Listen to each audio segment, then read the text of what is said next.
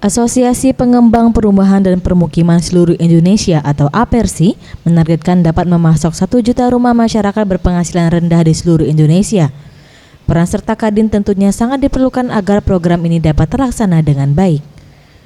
Menurut Edi Ganevo, Ketua Umum Kadin Indonesia, pihaknya telah mengajak para pengusaha perumahan untuk membantu pemerintah mewujudkan hal tersebut.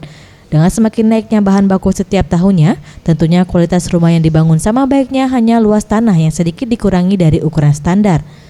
Dengan subsidi DP dan cicilan yang cukup terjangkau, dengan himbauan untuk pengusaha untuk tidak mengurangi kualitas rumah yang dibangun.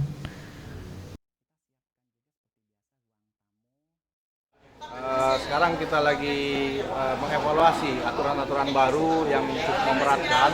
Untuk itu kita berharap bersinergi dengan seluruh pengembang dan asosiasi lain agar hambatan-hambatan ini bisa dihilangkan supaya target dari 1 juta rumah ini bisa tercapai. Memang bahan baku setiap tahun ini semakin meningkat, semakin harganya semakin naik, sehingga cukup memberatkan kita juga sebagai pengembang. Oleh karena itu kita lagi mengevaluasi peraturan-peraturan tersebut.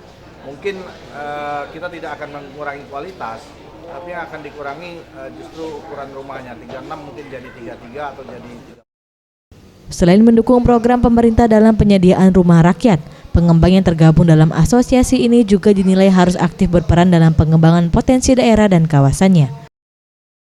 Tim Liputan Sriwijaya TV.